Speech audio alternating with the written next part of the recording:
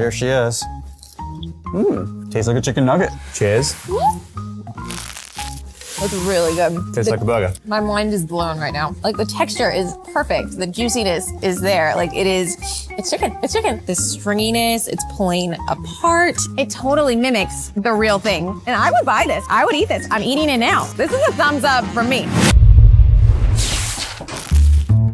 Chicken, chicken, chicken, and chicken. This is chicken, but not as we know it. This chicken, though, is a little bit different. It was grown in a lab. Cultured meat. Lab-grown chicken. A lab-grown chicken nuggets. Chicken grown in a lab. U.S. regulators have approved the sale of chicken made from animal cells. Lab-made animal protein from the companies Good Meat and Upside Foods is now clear for production and sale in the U.S. Cultured meat, lab-grown meat, clean meat is identical to conventional meat at the cellular level, just grown in a lab. This lab-grown meat is not just a plant-based alternative like the Impossible Burger. The cultivated meat will be grown in steel tanks using cells from a living animal, fertilized egg, or special band of stored cells. Without environmental destruction, without diseases, without animal suffering. We make meat without killing a cow. You don't have to kill a chicken to eat chicken.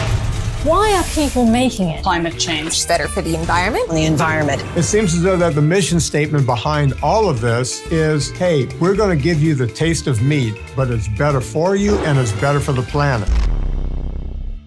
Lab-grown meat just got approved in the US, and it is a giant scam. They say that lab-grown meat is gonna be cleaner, safer, and better for you than regular meat. They say that eating this will save the environment. We conducted a study, and it shows that there's a risk that cultured meat actually might be worse for the environment in some situations than animal agriculture. That it will save animals from getting slaughtered. But the part that seems to be overlooked a lot is that step where they feed the cells the things animals need to grow. And traditionally, they have done that with something called FBS, or fetal bovine serum. It is derived from the blood drawn from a bovine fetus at slaughterhouses. There are literally people who are at slaughterhouses where their job is when a pregnant cow comes in to be slaughtered, they can be there to collect the blood from the unborn cow fetus by sticking a needle into the heart of the fetus after it is removed from their mother. That it's just as healthy as normal meat. But the reality couldn't be further from the truth. So you grew this chicken in these tanks behind us. Yes. Without ever slaughtering a chicken. You could ask me that 1,000 times, and the answer is yes, yes, yes. Lab-grown meat is chock full of antibiotics, cancer cells, and a bunch of other terrible things they don't want you to know about. But why would they tell the truth when there's billions of dollars flowing into this arena?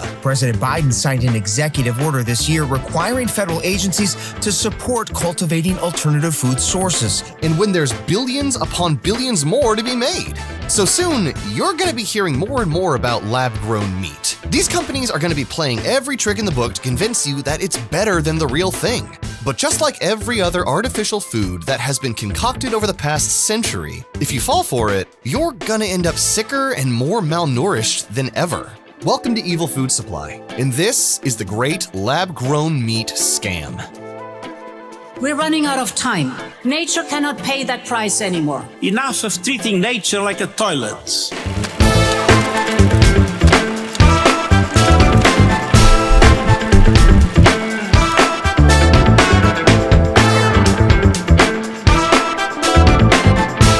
Now, the ultra-wealthy backers of these companies, do you think they're sitting down and eating this lab-grown chicken themselves? No! The super rich don't consume the same slop they push on us, just like they don't put their money in the same things they tell us commoners to. For example, they tell us to just put your money in the S&P 500, while they happily put their money into investments that we don't have access to. And one of those exclusive investments is fine art. See, fine art is very special. It's a market that tends to be less impacted by recent events. Like in 2022, while there was soaring inflation and banking collapses, the art market had its best auction year ever.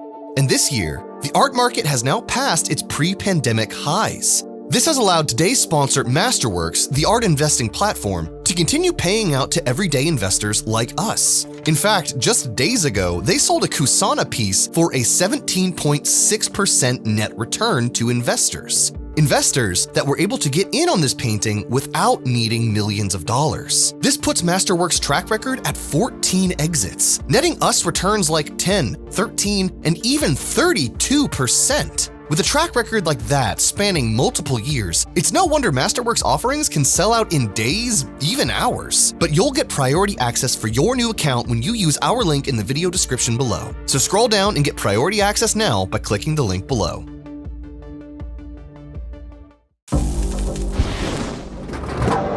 Lab-grown meat is a food manufacturer's dream. Think about it. Put yourself in the shoes of a big food company like Tyson, for example. Raising chickens is hard. You need a ton of real estate. You gotta feed the chickens. You gotta employ a bunch of laborers to care for the chickens. Oftentimes, you end up accidentally stepping on your chicks and killing your inventory. And of course, you're constantly getting smeared by animal rights activists for animal abuse. Don't worry, our next video is on America's love affair with chicken meat, so make sure you subscribe. But just imagine if you could print succulent chicken breasts on demand in a lab. Your costs would go way down.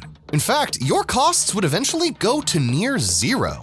Instead of having to wait 6 to 8 weeks for a chicken to fully mature, you could have chicken meat just like that.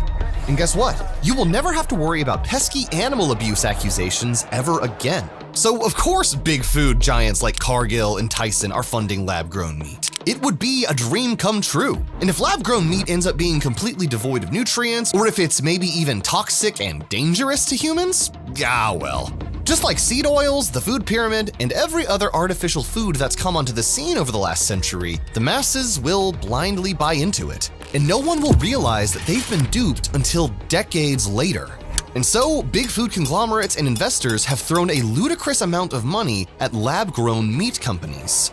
Good Meat and Upside Foods, the two companies that just got approved in the US, just got $267 million and $598 million respectively in funding, while Eat Just has gotten $464 million in funding. That's right, these three companies already have well over $1 billion between them, and they're gonna do whatever it takes to get you to shove their artificial meat concoction down your throat.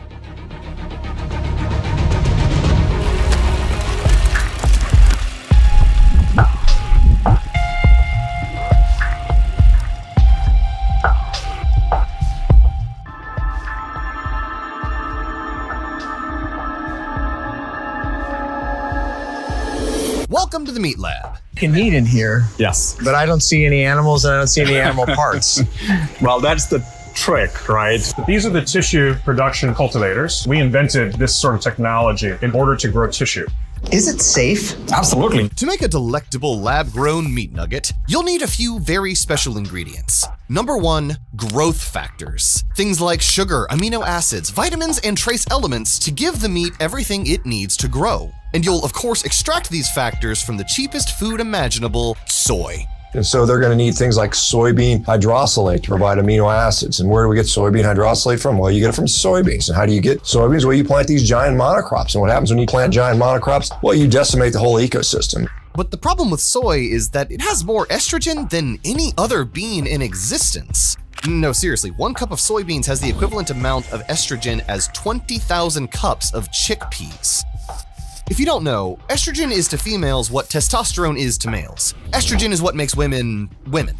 But when estrogen levels become too high, especially in males, it can lead to a whole lot of problems like infertility, low testosterone, slow growth, shrinking muscle mass, and weight gain. So yep, let's shove it into our lab-grown meat. And once your delicious soy plasma is complete, you'll need to add in your animal cells. Because remember, the goal here is to grow edible meat from just a few animal cells. But you can't just use any old regular cells from a chicken or a cow or whatever. That's because regular cells from a piece of animal meat, for example, just simply don't grow fast enough. Regular animal cells only multiply a few dozen times. So yeah, you're never gonna get your lab-grown meat factory going with cells like that. You need a type of cell that will grow to infinity super fast. And you want to know what cells multiply super fast? Cancer cells. Think about it. Tumors grow fast and get out of control, which is why cancer is so scary. But that also makes cancer cells the perfect catalyst for lab-grown meat. But obviously you're not gonna call them cancer cells because branding. Hello? Cancer has a bad ring to it. If people knew that the reason you can grow monstrous masses of meat so quickly was because you were using cancer cells, they would chuck their lab-grown meat right into the toilet. So you call them immortalized cells instead. Immortalized cells are defined as either tumorous cells that do not stop dividing or cells that have been artificially manipulated to proliferate indefinitely and can thus be cultured over several generations. These cells are immortal because they multiply infinitely, like a tumor. And immortalized cells sounds much better. And when the media questions you about these immortalized cells, you tell them that, hey, scientists have been using these for decades, it's old technology. And don't worry, cancerous animal cells are completely safe, even though there are actual laws against selling cancerous meat in the US because of how dangerous it is. In an article titled, "Are Things Like Cancerous Tumors Allowed by Meat Inspection?" by Michigan State University, cancerous lesions or tumors are not allowed to enter commerce or the food chain. If laboratory results indicate the presence of cancer within the carcass will be marked, US inspected, and condemned. Once a carcass is condemned, it is denatured and disposed of so it cannot enter the food chain. But lab-grown meat, you get a free pass. Even though the industry doesn't have the decades of data to prove that cultured meat products won't give you cancer. And when the media comes knocking on your door for answers, you just respond with no comment, avoiding the question entirely. And while your lab-grown meat brews in your bioreactors, you'll need to dump in your final ingredient, antibiotics. Because guess what? This soup of cells does not have an immune system. Unlike a cow that has white blood cells and all the other good stuff to knock out viruses and bacteria, bioreactors are just pure stainless steel. So if you're not careful, your entire batch of lab-grown meat will get overgrown with diseases like Salmonella or E. coli. These cell cultures don't really have an immune system. There's no surveillance for that. So they have also a high vulnerability to not only these cancer cells, but also to bacterial contamination, viral contamination, fungal contamination. Most likely, you may have to require high levels of antibiotic concentrations to keep these things protected. You know, they want to try to do these in clean rooms, but the reality is they're probably going to provide antibiotics, antifungals, antivirus. So you gotta dump in a ton of antibiotics. And these antibiotics are, you guessed it, gonna go right into your stomach. So now that you have your lab-grown meat ready for consumption, now it's time to guilt trip the masses into buying it.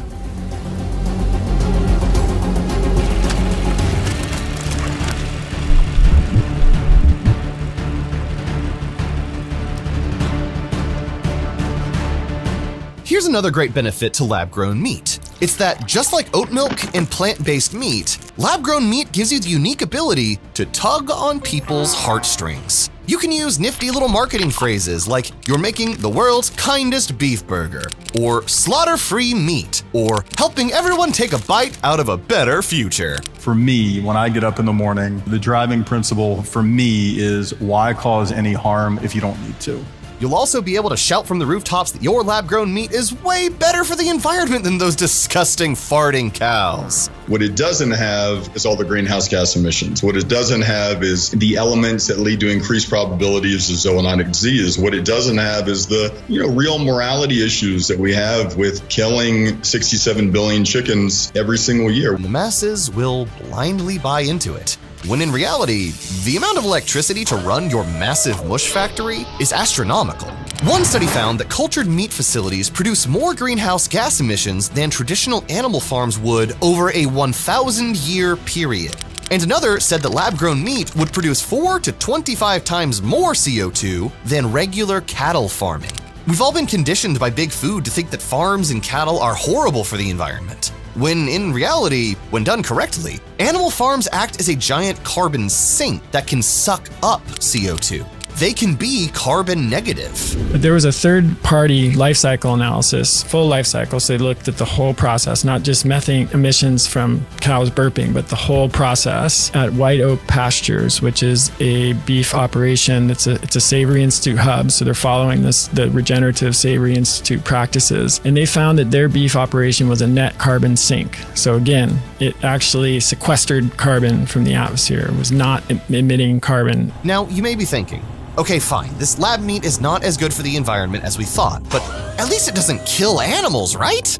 Well, Actually, in that delicious mix of soy-derived amino acids, vitamins, and minerals is something called fetal bovine serum, also known as the blood of freshly slaughtered cow fetuses. Because if you're gonna grow the best meat possible, you need the best, most powerful blood you can find. And if you're a company like Upside Foods, for example, who still uses this fetal bovine serum in their meat, you'll definitely want to keep that under wraps. And when people start asking questions, you just release articles saying that you developed an animal-free way to grow your meat. You see what we did there? Sure, you developed an animal-free way to grow your meat, but you never said anything about actually using the method you developed. Which is why 2 years later, your website says you're still using the serum. Because you can pretty much do whatever you want behind closed doors. This is an experiment, and the media will always cover your tracks. This is manufacturing chicken at scale without the animal, without the antibiotics, without all the issues. This is the meat for people that really enjoy meat. So if you love chicken, if you love beef, this is for you. And the end product is not plant-based chicken. It's not some different form. It is literally chicken. It doesn't taste like a better version of chicken or a worse version of chicken. It just tastes like Tastes like chicken. Because it is. It has the nutritional composition of chicken because it is. It tastes like chicken because it is. What it doesn't have is all the greenhouse gas emissions.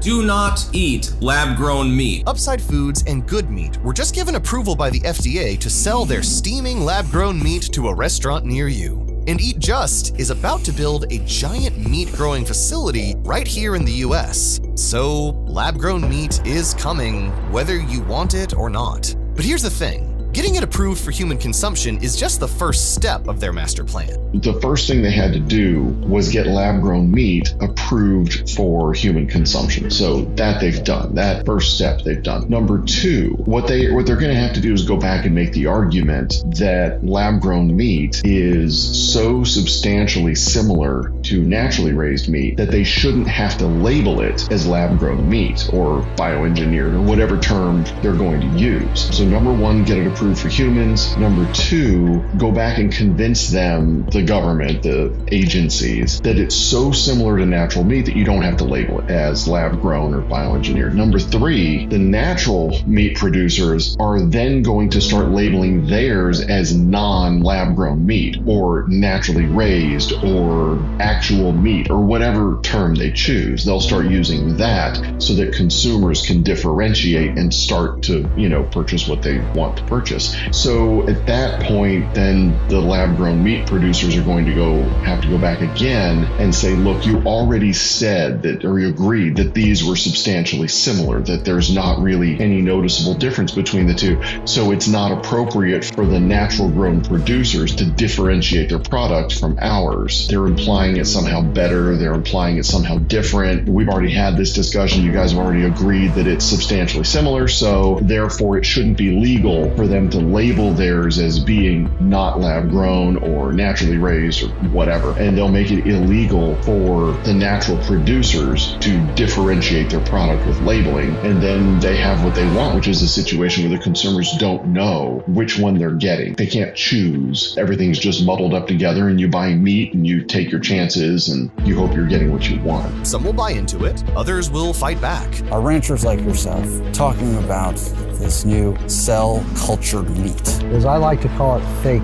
meat. As president of the National Cattlemen's Beef Association, 100% of the places I go, that's what producers want me to talk about. There's a law that was passed in Missouri, and that law stipulates that in order to call something meat, it has to come from an actual animal. Do you support that law? I do. There'll be other states that I've been told about that will also make the same attempts to clarify what defines meat. We want to make sure that we have a level playing field on marketing and safety inspection. Do you see cultivated meat as a threat to the cattle industry? I see it as a threat if it's mislabeled. So what should it be labeled? Cultured meat, lab grown, something that just stands out and lets the consumer know what they're eating. And the best way for you to fight back is to simply vote with your wallet. The entire big food system has spent decades demonizing red meat as not only terrible for the environment, but that it's also terrible for you. That somehow red meat is now magically a carcinogenic, when we've been eating it for at least 2.6 million years. When in reality, beef in particular is one of the most nutrient-dense foods out there. But all the fake food they're advertising to your kids on television?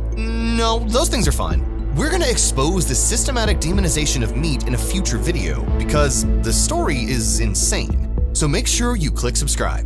But when it comes to beef, don't buy into their propaganda. Stick to grass-fed. And when it comes to eggs, eggs are also extremely nutrient-dense. But there are a ton of different labels out there to choose from.